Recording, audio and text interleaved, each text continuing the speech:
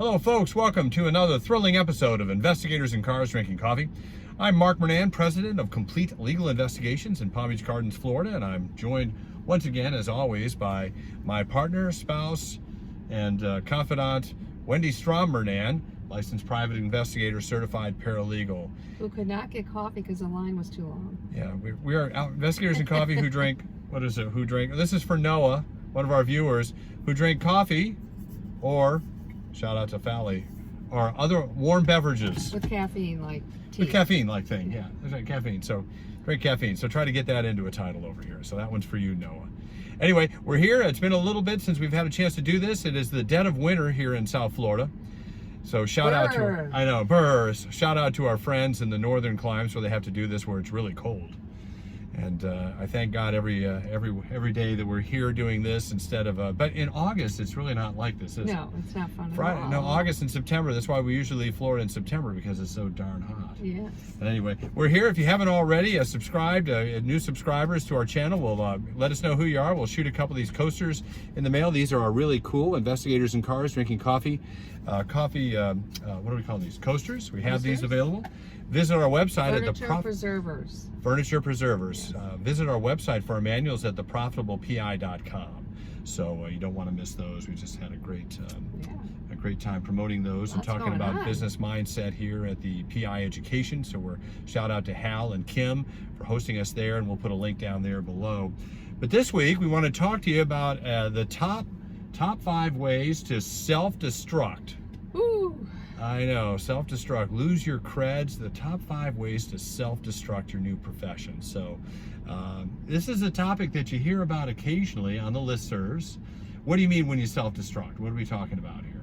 Well, we're talking ethics, actually. Yeah, we are. We are. And the way you lose your creds, lose your street creds, literally self-destruct your career. Most of you who have been in the profession for some time know right what we're talking about. Some of you who are new to the profession don't realize that there can be ways to really destroy your career as you were so eager to build it. And let me tell you, this is a career that is built on one thing and one thing only, and that's your credibility. So the top 5 ways to lose your credibility. Number 1, trying to make a client happy. What are some ways you can self-destruct by trying to make a client happy? Well, it's good to make your client happy, but it's not good to do unethical things to make them happy, such as asking or having a client ask you to put something in the subject's car. Oh, yes, we've had that. Incriminating something. Yes, they wanted us to put something in someone's car, contraband in a client's car. This is years and years ago. Yes. And once we got over choking on our coffees, we simply said no.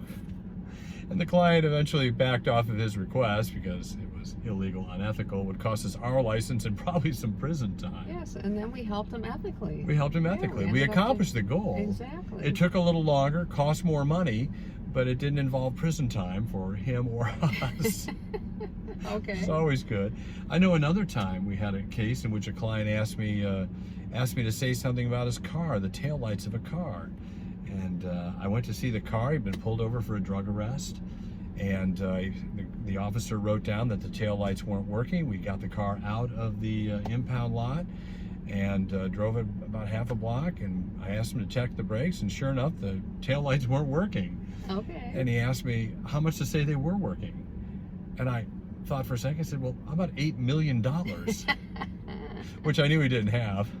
Because I mean, what are you doing here? What are you doing here? You're trying to shortcut something, trying to make a client happy. It's called fraud. It's called fraud. I mean, you're impeaching yourself and costing yourself your license. So trying to make a client happy in ways that will put somebody in prison likely. Right, and as investigators, one thing I figured out really quick is we're not in charge of results. They can ask us to research something, try to find something, but we can't bring them the results they're looking for. That's not our job. We're seekers of truth. That's it. Another attorney has asked me, send me out, I need the witness to say this. That was years and years ago. I was new to the federal defender system there. He asked me, I need the witness to say this. I told the lawyer, I'm not doing that. Yeah, I'll report to you what the witness says, exactly. but I'm not going to tell the witness what to say. Right. That's that's a great way to ruin your career. For sure. And nothing like that in federal court to make your head spin. Right. All right, that's number one, is trying to make a client happy. Number two, trying to make yourself look good. Yeah, that kind of runs into the same thing. What comes to your mind? To me, it's always the balance of what do I put in a report. Oh. Am I going to write a report to That's a make good myself one. look good? Am I going to write an email to cover the fact that I haven't done something? I leave the wording ambiguous to cover the fact that I haven't done what's been asked of me. One of the things I've learned, and you've learned as well, is when you haven't done something, just own it. Yeah. Quit trying to cover it. Quit trying Or to if I make a mistake, even if it's a bad one, I just tell them. I Yeah. made a mistake.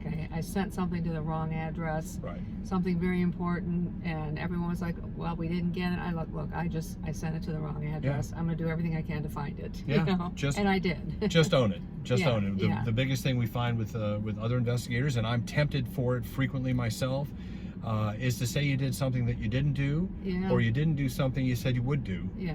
and you're trying to make yourself look good. It's a great way to ruin your credibility. In the long run, it makes you look bad. It does. Because So they that's, figure it out. yeah, trying to make a client happy, trying to make yourself look good. Number three, not knowing your state restrictions, such as in Florida, trackers are a no-no. Yes. GPS devices are a no-no. Remember we had a PI, he'd actually put a GPS device, and I think this may have been one of the things that led to it. He put a GPS under it was a political investigation. Those getting real dirty. They do. They get dirty fast, and you get dirty doing them. They're viable as long as you remember what the rules are. But now we can no longer use tracking devices on domestic cases or other situations. Unless like the person owns the car. Unless the person, there are exceptions to that. You need to know what they are, but you must know your state restrictions. Recording telephone calls. Oh yeah, I didn't think of that. Yeah, it's we are a Without permission. Without permission. Yeah. Some states do not require the second party's permission. I know. Our state does. We have Yes. two-party consent.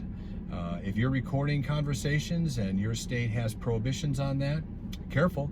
It's a great way to lose your credibility and your Right, license. and we actually asked them twice. In a recorded statement, we asked them twice, beginning and end, if we had their permission. Do you understand I'm recording this conversation? Am I recording with your permission? You understood I've been recording this conversation? Have I been recording it with your permission?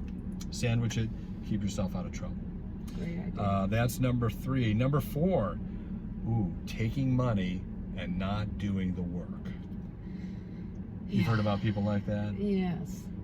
And it's easy, you get a retainer and you're just like, oh, all this other work's on your desk and you've already been paid, so I want to do the one that's going to pay me more, but you got to do that work. They've got, that's a good one. Yeah, you've got to be willing, you got to do the work. Yeah. You can, I've had a situation where I've been delayed because trials come up for whatever reason, but I've had to tell the client, this is delayed, but I'm going to get to it. And then I got to it. Right. And oftentimes it's pretty straightforward, but I think you can avoid a lot of that just by communication, right? Right. Yes. Yeah, tell the client, just I'm delayed. This is taking a while, blah, blah, blah. something's come up, Yeah, I'm in and then trial. At the end, you give them an itemized invoice of what you did for their money. Yeah. That helps too. Correct. Yeah, you tell them specifically what you did. If you agreed on a flat rate, put that down in your timesheet. You don't have to itemize everything. This is what it costs. This is Yeah. what I'm billing you. Yeah, And people appreciate that. It builds your credibility Yeah. rather than self-destructs it. absolutely. Lastly, the unauthorized practice of law. So, I will kick that to my partner here. Well, I mean, as a paralegal also, that was really pounded into us when I, got certified, but we are not to give legal advice. We are not attorneys, and we are not to give legal advice. I mean, it's just, when clients call, you have to learn to say, I'm not an attorney. If you have an attorney, ask him. We always refer to their attorneys. We rarely have clients that don't have an attorney, Right. because for this very reason. Right. Because it's very tempting. So you don't tell them, in a family law case that they can do this or they can't do that. Or we only tell them what we can do. Correct. Right? Yeah. Yeah. It's like, I think people, particularly investigators, they want to be the quarterback, but Yeah. as a PI, as an investigator, we're the running backs. Right. We run the plays that the attorneys call. Now, the reason they hand us the ball is because they know we can get some yardage. Right, right. But I'm not gonna drop into that and give legal advice that I'm not qualified to give. And so I'm always asking a client, have you spoken with your attorney? Do you have an attorney involved? Before you hire me, hire a lawyer. I can't help you in court, but your lawyer can. So we are big promoters. And this one's a crime.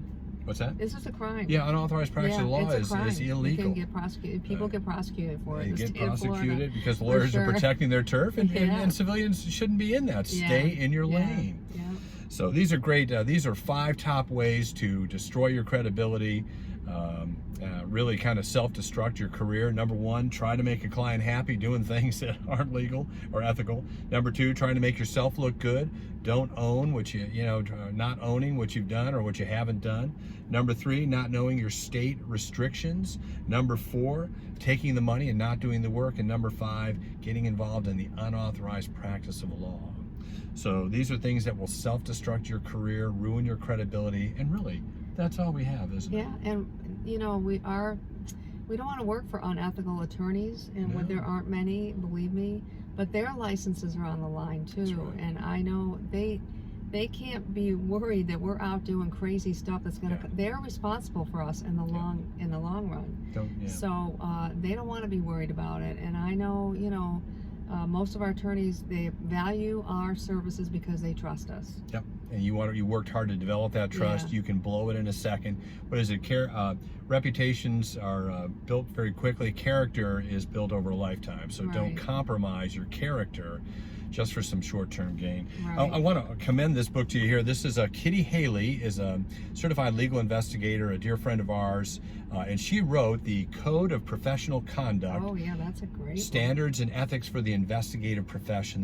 This doesn't get any better than that. No, this is one of the few that goes item by item and can really help you think through the implications of how to run your business ethically and to build your career on some long-term character development. So we're going to recommend that. I'll see if I can find a link to throw down in the comments below. Your state will also have a statute. I just looked up Florida. Follow your state in Florida. Florida Chapter 493. Yep. And they have a whole list of things that you can be penalized for. Know that list. Yes, know the list. Know what you can do and what you can't do, and don't be afraid to make some very sharp lines over there. It'll build your credibility. There were things on there I didn't even know, to be honest with you. I can't believe it. It's a long list. Anyway, we're glad to have you with us here in Investigators in Cars Drinking Coffee. Again, visit us at theprofitablepi.com, where we've got our manuals for building your business for long-term profit. If you're not already a subscriber, consider hitting below. If you are a new subscriber, we're happy to throw a couple of these in the mail to you here as a way to keep your coffee off your furniture. And we will see you next time on Investigators in Cars Drinking Coffee. Bye-bye. Thank you.